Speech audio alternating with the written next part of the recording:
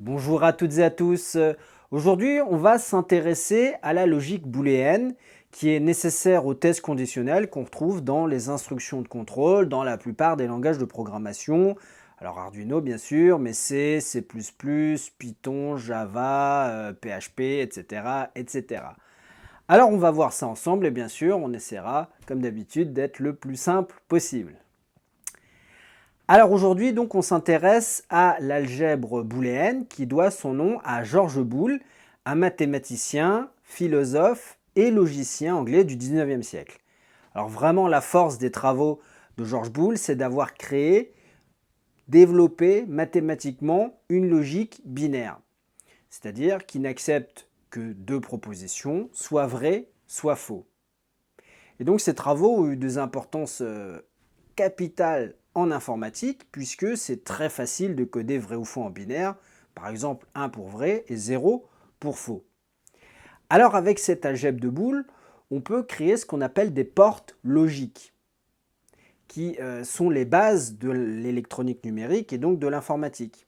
Avec ces portes logiques, en fait, on va pouvoir réaliser des opérations mathématiques de base comme l'addition et la multiplication. Donc c'est grâce à ces portes en fait qu'on peut réaliser des calculs sur une machine physique.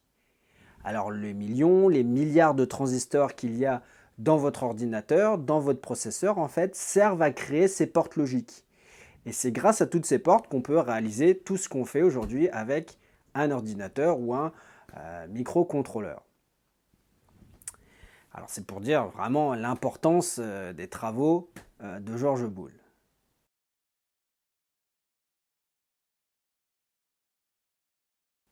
Alors comment marche cette logique? Eh bien on l'a dit, elle a deux états possibles.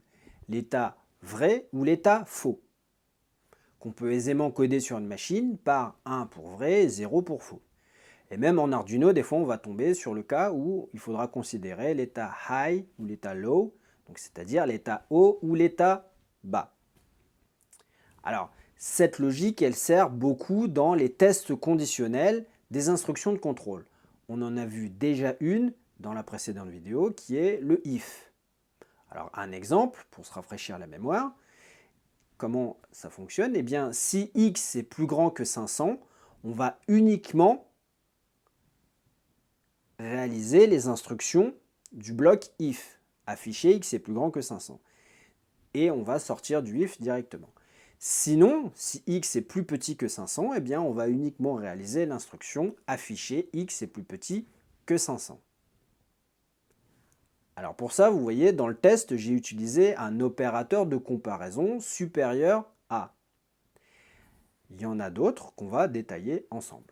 Alors le plus évident, bien c'est égal, l'opérateur de comparaison direct, qui s'écrit double égal et qui retourne vrai si x est égal à 500.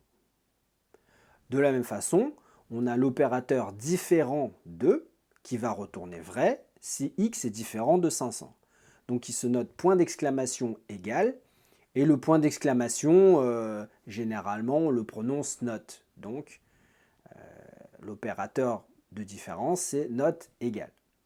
Et puis on a les quatre autres opérateurs de comparaison classiques qu'on retrouve en maths.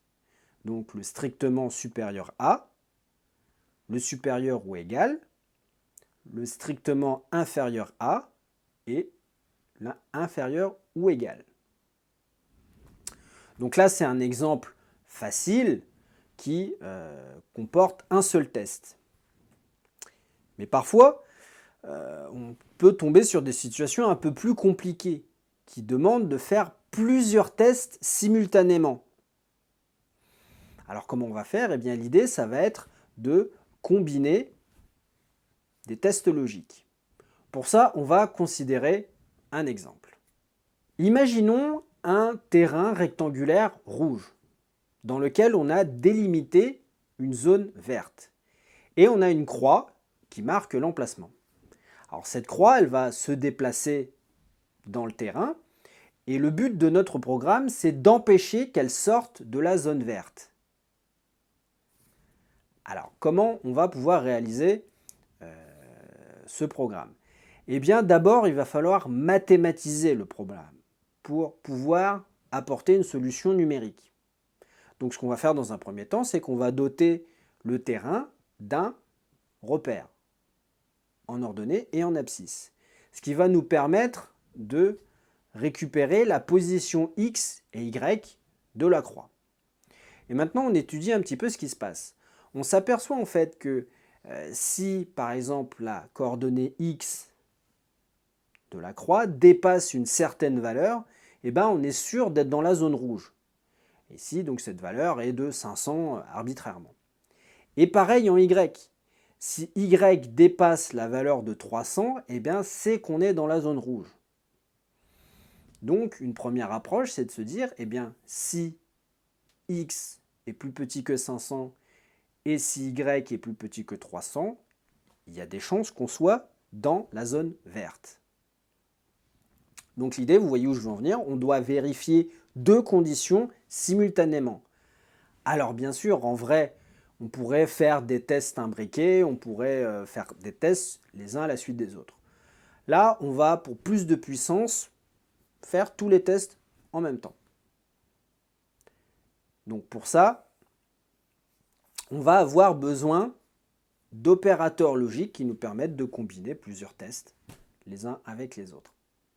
Donc ces opérateurs logiques, il y en a deux, plus un, on verra un petit peu à part. Deux essentiellement, qui sont le et le ou. Alors on va les voir dans l'ordre pour expliquer un petit peu comment on peut combiner ces tests logiques les uns avec les autres. Alors d'abord le et. Le and en anglais, qui s'écrit comme ça, double esperluette. Ce symbole, c'est ce qu'on appelle une esperluette. Alors la logique du et est très simple. Si on combine plusieurs tests logiques les uns avec les autres, eh bien ils doivent tous être vrais pour que le résultat final soit vrai. Prenons un exemple. Deux tests logiques, peu importe ces tests, mais si le premier est vrai et le deuxième est vrai, eh bien le résultat est vrai aussi. Alors qu'au contraire, si le premier test est vrai et le deuxième est faux, eh bien l'ensemble est faux.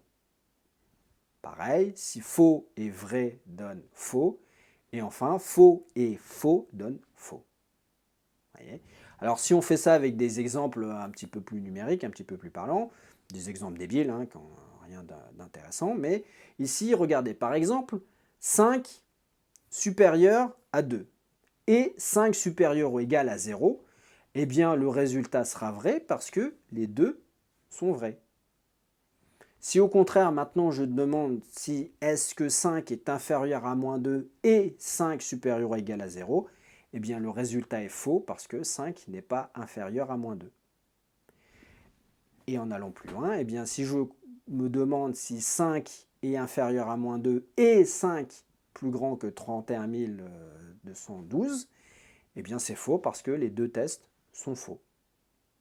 Donc voilà, la logique du et, c'est que tous les tests doivent être vrais pour que le bilan, le final, soit vrai aussi. Voyons le ou maintenant, qui se note donc double barre. Alors cette barre, vous la trouverez sur le clavier français, à la touche 6, en haut des lettres.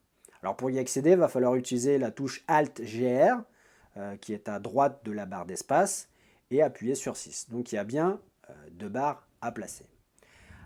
Alors la logique du ou, c'est pas la même chose. En fait, il suffit qu'un seul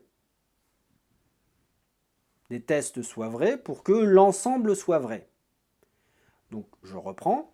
Si vrai ou vrai, eh bien ça donne vrai. Vrai ou faux, ça donne vrai. Faux ou vrai, ça donne vrai. Et enfin, faux ou faux, ça donne faux. Alors sur nos petits exemples débiles avec 5 et 2, par exemple 5 supérieur à 2 ou 5 supérieur à égal à 0, eh bien c'est vrai parce que les deux sont vrais. 5 inférieur à moins 2 ou 5 supérieur à égal à 0, c'est vrai parce que le deuxième test est vrai. Et enfin, le dernier test, où tout est faux, eh bien, on obtient quelque chose de faux. Donc la logique du ou, il suffit qu'un seul des tests soit vrai pour que l'ensemble soit vrai. Alors dans notre histoire de terrain, à quoi ça nous sert tout ça? Eh bien, on s'aperçoit en fait que si on veut être sûr que la croix est dans la zone verte, il suffit que sa coordonnée x soit comprise entre 100 et 500. Ouais. Donc il faut que x soit plus grand que 100, mais plus petit que 500. Et de la même façon, en y, il faut que sa coordonnée y soit comprise entre 100 et 300, et donc il faut que y soit plus grand que 100, et que y soit aussi plus petit que 300. Comment on va écrire ça dans notre test? Eh bien, pratiquement comme ça se prononce, un if, si x est plus grand que 100 et x plus petit que 500, et en même temps y plus grand que 100 et y plus petit que 300, eh bien on est dans la zone verte. Sinon, si une seule de ces conditions n'est pas vraie, c'est qu'on est quelque part dans la zone rouge, et on l'affiche, la croix est en dehors. Alors cet exemple, on l'a fait avec des « et ». On pourrait complètement retourner le problème et écrire ça avec des « ou ». Reprenons le terrain. On a dit que la croix devait être dans la zone verte. Eh bien, c'est la même chose que si la croix n'est pas dans la zone rouge. Il n'y a que deux possibilités. Elle est soit dans le rouge, soit dans le vert. Donc, si on s'assure qu'elle n'est pas dans le rouge, c'est qu'elle est forcément dans le vert. Donc, elle est dans le rouge si x est plus petit que 100, ou x est plus grand que 500, ou bien si y est plus petit que 100, ou y est plus grand que 300. Pareil, on écrit un if, cette fois-ci, avec des ou, qu'on prononce naturellement. Si x est plus petit que 100, ou x plus grand que 100, ou y plus petit que 100, ou y plus grand que 300, eh bien c'est qu'on est quelque part dans la zone rouge. Il suffit qu'un seul de ces tests soit vrai pour qu'on soit sûr d'être dans la zone rouge. Si tous ces tests sont faux, eh bien c'est qu'on est forcément dans la zone verte et on l'affiche dans else, la croix est dans la zone verte. Alors il nous reste un dernier opérateur à voir, c'est le non, donc not. Alors lui il est très facile à utiliser, il inverse simplement la logique du test.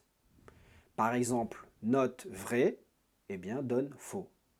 Et not faux donne vrai. 5 inférieur à moins 2, qui est faux, donc not faux donne vrai. Alors on avait utilisé, si vous vous souvenez, un petit exemple avec des ou, donc qui étaient deux tests qui étaient faux, donc 5 inférieur à moins 2 ou 5 supérieur à 31 212, qui donnait faux.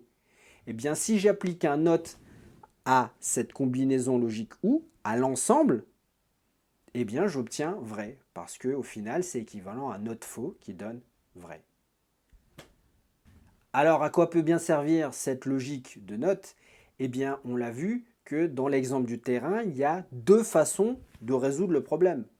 Soit on essaye, on se débrouille pour que la croix soit toujours dans la zone verte, et on dit que la croix est dans la zone verte, ce qui est équivalent au fait que la croix n'est pas dans la zone rouge, puisqu'il n'y a que deux cas possibles. Ouais. Donc, l'affirmation la croix est dans la zone verte, c'est équivalent à l'affirmation note la croix est dans la zone rouge. Alors donc voilà de façon très courte, très résumée, la logique booléenne. Ça nous suffira nous pour les exemples qu'on veut faire. Bien sûr, il y a plus à dire et je vous encourage, je vous mettrai des liens de toute façon dans la description si vous voulez en savoir plus sur l'algèbre booléen. Je vous laisse les tables de vérité aussi des et, des ou et du not, bien sûr. Et puis dans les prochaines vidéos, quand on rencontrera des tests logiques un peu plus complexes, bien sûr, on prendra le temps de les détailler. Voilà, je vous laisse ici pour la vidéo et je vous retrouve très bientôt. Ciao!